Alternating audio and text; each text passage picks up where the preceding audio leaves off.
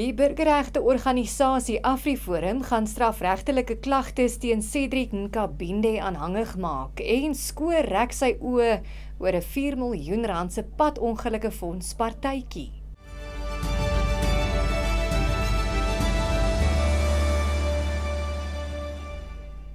Goeiemiddag en baie welkom by die Afrikaanse nuusbulletin op Pretoria FM. Die burgerregteorganisasie AfriForum gaan strafregtelike klagtes teen Cedric Nkabinde, die personeelhoof van die geskorste polisieminister Senzo Mchunu, indien. Die groep meen Nkabinde het doelbewus valse getuienis voor die parlementêre ad hoc komitee na polisiekorrupsie gelewer. Die komitee plaas die KwaZulu-Natalse polisiekommissaris generaal Nhlanhla Mkhwanazi se onthullings onder die vergrootglas. AfriForum ontken Nkabinde se beweringe dat hy in 'n komplot teen die oud polisiekommissaris Komotso Phahlane deelgeneem het ten sterkste. Kali Kriel, die uitvoerende hoof van AfriForum, daag Nkabinde uit om 'n leenverklikker toets te ondergaan en is bereid om vir die toetse te betaal. Kriel het homself ook bereid verklaar om die toets af te lê. 'n Groep Suid-Afrikaanse mans onder wie familielid van oud-president Jacob Zuma beweer dat hulle Rusland toe gestuur is om as leiwagte opgelei te word, maar dat hulle as soldate aan die voorste linie in Oekraïne ontplooi is.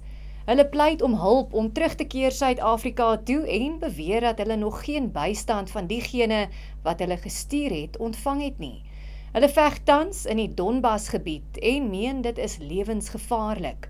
Hulle vrees ook die komende Russiese winter en sê hulle leef onder strawwe toestande. Die groep is glo deur Zuma se MK-party na Rusland gestuur. Die presidentsie se woordvoerder Vincent Magwenya sê 'n ondersoek is aan die gang, maar hy gaan nie verder kommentaar lewer nie. Die parlement se staande komitee oor openbare rekeninge was geskok oor 'n rekening van 4 miljoen rand wat vroeër vanjaar op 'n personeelpartytjie vir die padongelukkefonds, die POF, bestee is. Die uitgawe aan alkoholiese drankies het sowat R40.000 beloop. Nadat parlementslede gevra het waarom die partytjie so uitspattig duur was, het amptenare gesê die prys is redelik. Hulle reël glo nou slegs 1 geleentheid per jaar waar tydens toekennings aan personeel gegee word om koste te bespaar.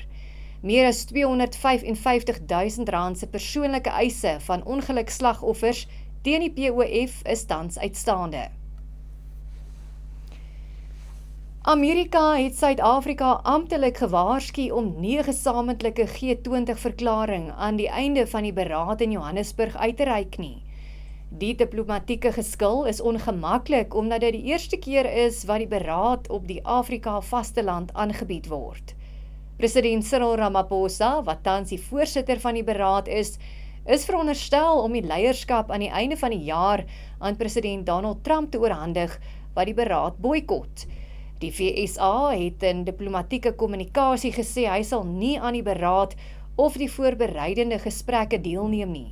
Trump het ook gesê hy sal enige uitkoms wat as 'n konsensus aangebied word blokkeer, aangesien Suid-Afrika se prioriteite van die van die VSA verskil. En dit bring ons aan die einde van die nuusbulletin in Afrikaans op Pretoria FM. Jy moet 'n mooi aand verder hê. Ons maak môre aand weer so.